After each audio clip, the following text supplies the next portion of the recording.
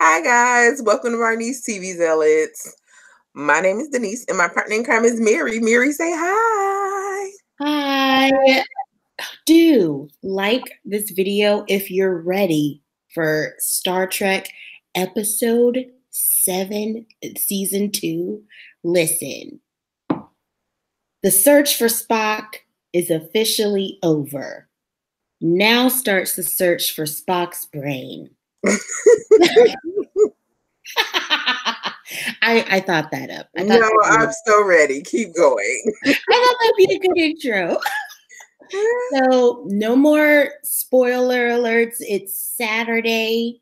If you haven't seen it yet, watch it and then come back and watch this. Listen, this episode is building up to something huge. They're talking about the past, the present, and the future. And I'm just sitting here like, okay. So Michael leaves for Vulcan, and while she's gone, the Discovery stays above Kaminar last week, Saru's home planet, where they had their huge blowout in episode 6. And they are trying to stay and see what the Red Angel leaves behind. The Admiral said that the ship that came behind them after the New Eden episode found tachyons. And if you know Star Trek, Next Generation, Deep Space Nine, you know tachyons means time travel or interdimension travel. So they want to, check all these tachyon emissions or whatever. And so they take a shuttle out there. It's Pike and Ash. It's the odd couple. It's like enemies to friends romantic comedy or something. Like I don't know. He's like, yeah, what are we gonna do with you? You killed the doctor, but now the doctor is alive. Like, what are you gonna do when he sees? He's like, look, Voke killed the doctor. He's a shadow of me. He's like, I didn't do it. I'm ready to fess up to whatever, but like, I don't remember it and I didn't do it. And he's like, it's like something nagging in the back of my head that I can't get rid of. And Pike's like, yeah, I know the feeling, like walks off. And Ash is like, So before they left, when they were on the bridge, Pike gets up to Detmer and Owo and Awoka-san and looks back, and he's still sitting in the chair. So there are little bubbles of time all around. So they're trying to get into the source. So when they take that shuttle in there, they shoot out a probe into the source, and they're like, well, I guess now we'll wait. And they have an argument, when Pike turns around and he sees himself shooting Ash. And he's like, okay, so that's going to happen in the future sometime. And Ash was like, did you hear what I said? And Pike's like, yeah, anyway. Tell him. I'm like, are you going to tell him that you're about to shoot him in the next? No, why would he? He can't be ruining stuff. What if it doesn't happen that way? And he just, it's one of those where it's open to interpretation. So yes, very true. Because he could be saving his own life. I don't know. I don't know what he was thinking. And it's okay for him to not tell, whatever. But there is a moment, why I say romantic comedy, it's so stupid. But like they're both trying to like out macho the other one, it's like, well, I learned about this and I was a test pilot for that. And I spent years doing this. And he's like, yeah, let me turn this on. And they both like push the button. They're both their fingers touch. And they're like, like, okay, this is awkward. I was dying. And so listen. Then this thing comes out from the source. Oh, wait. They get stuck. Like they can't turn back around. ground. They're still just being pulled forward. So Pike decides he's going to let out like 3 bursts of plasma, which is part of their fuel, and to leave a trail for Discovery to find them if they do get lost. That's a trick that Spock used later on in later Trek, and that's also a trick that Picard used as well. And so now I guess we're seeing that they learned it from Pike, I guess. And so that's actually how Stamets and Tilly find them. They're like, well, this burst was from last week. This burst is an hour from now. And this burst, like, so they're all like all over different dimensions. They're like, we have to get on the right shuttle to find them. And Stamets has that tardigrade DNA. So they use the mycelial network to locate the right shuttle. And so Stamets can pilot the shuttle back to Discovery through the right time portal. And so from the source comes their probe that they had sent into it. It comes back to them and spreads out tentacles and attaches itself to the ship. You remember the Matrix, those spider things? It looks like that. And so one of them just jabs right into the shuttle and just starts taking data out of the shuttle, like all of the Federation information. And so they're on the other one trying to be like, let's get it out of here, shoot it, do something. And they're like, this thing looks like our probe, but this is from 500 years in the future. They're like, we just shot a probe into somewhere 500 years from now. And so they send it back to kill us. What have we done? Like, what are we about to do? Like, what does the future have against us right now? And my mind is blown at this point. I'm freaking out. And so by this point, Stamets is about to beam on there and chaos is all over this shuttle. And one of the tentacle arms gets around Ash, and Ash is like, help, help. And Pike realizes his vision is coming true. He's got to shoot Ash, but he's trying to aim just for his neck. That's what I was saying. Like, of course. Yeah. It's not what you think. And it's always like that. Yeah. Like, you can't take it literally. Exactly. So he shoots the little arm off or whatever. Stamets comes on. He has a really cute moment with Tilly. He's like, trust the math. Trust yourself. I know you can beam me on there. And so he gives her the coordinates. She beams him on there. He's bringing him back. They have to self-destruct the shuttle before the probe can get all of the information out. So the probe can't go back into the future, back to the future. And so the problem is the shuttle and the Discovery are connected. And Ariam, the android lady, she's watching this happen and she's like, oh no. And these lights blink up at her. And then her eyes blink the red things back. It's a triangle of 3 dots. And she's like, ding, ding. And she's like, freezes. And Saru is talking to her. And as she looks up, she's like, oh, yeah, blah, blah, blah, blah, blah. And I was like, she not gonna tell nobody that she's possessed now? Like she can't be letting the cat out the bag. And this is what's making a lot of people think that Ariam might be the Red Angel. And this is also making people think that maybe the Red Angel is not an angel. Maybe this is the Red Demon. Like, I don't know. And so Pike and Ash are having that convo as well. And, you know, Ash is like, humanoid, friend, foe. He's like, what happened today is proof that no matter what is coming at us, like this particular instance, they wanted our death. And so Pike was like, yeah, I got to agree with you on that one, G. Yeah.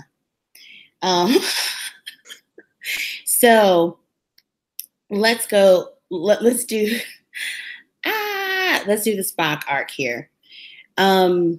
Michael returns home. She's dressed.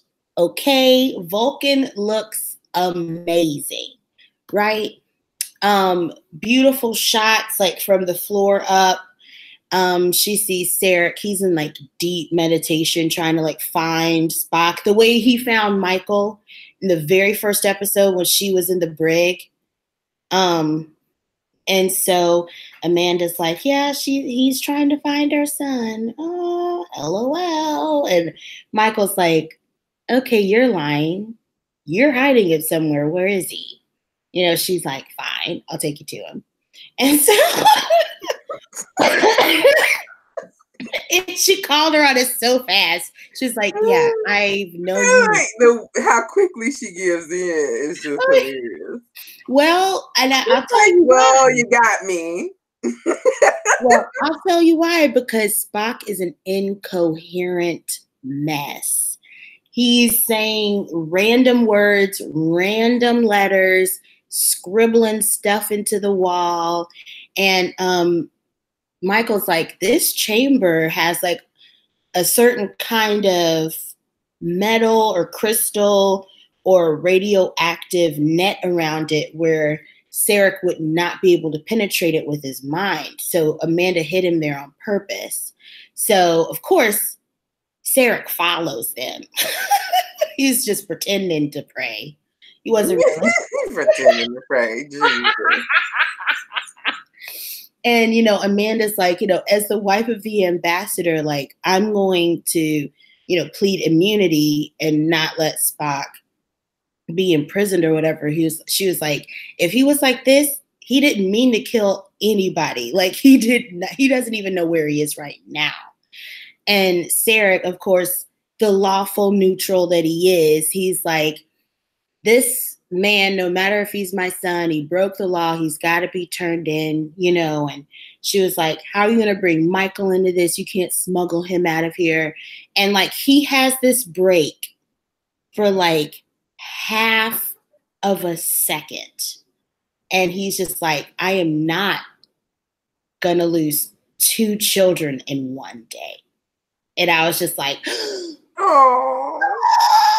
And so Amanda kind of breaks down a lot of Spock's childhood. I feel like old Spock was talking about, you know, he wanted to completely be Vulcan. He hated his human side. And, you know, he was raised to be Vulcan and ignore his human side, and how that damaged him in his growing up. And Amanda kind of really broke that down. And she was saying, like, at the beginning, it was hard for him to learn and to read. And she was like, he had the same problem that I did growing up. It was hard for us to read. It's hard for us to learn. Everything looked backwards. And Michael was thinking about that. And she was like, wait a minute, what is he writing? We need to look at this backwards. Okay. Like, Michael, her mind. I know. She's so smart. She's so intelligent. Listen, okay. And so Michael has this flashback of when she was a little girl. You know, they had cut all her hair off and, you know, gave her the straight bob. And she's trying to do the live long and prosper. She couldn't get her hands to work. And Spock was working on a little puzzle. And, you know, he was just like, you know, emotions confuse me. I don't know why you're laughing, because you're messing up the sign. She's like, I just can't do it. It's just funny because my fingers don't work. And so he holds up his hand and she puts hers on his and he opens his fingers so he could teach her. And they're just like giggle about it. You know, they're just kids. And I was just like, it was so beautiful. And so she decides, stupidly, I might add, to go on and take him to Section 31, with Leland and Giorgio, because they promise they're going to use this technology that just takes his memories out without waking him up or anything. He could stay catatonic and just take him to the starbase and just live the rest of his life in a coma. And so Giorgio pulls Michael aside. She's like, look, that's a lie. This machine is just going to tear his brain up. She's like, he could die from this. She's like, what you're going to do is pretend to beat me up, steal Spock, get back on your shuttle, and go and run. And I'm like, should she trust Giorgio? But then I'm like, of course she should. But then also I'm like, well, then he can't stay at Section 31. They're just going to drill a hole in his head anyway. And so Michael was like, okay, bam! And like, beats her up for real though. Like, she has been waiting to hit Giorgio, and I am so happy. This fight scene was beautiful. I mean, Michelle Yeoh is an old pro. Like, she knows what she's doing. She's been doing these fights for decades. Sonequa was holding her own. Like, I felt like they did really well together. They looked great.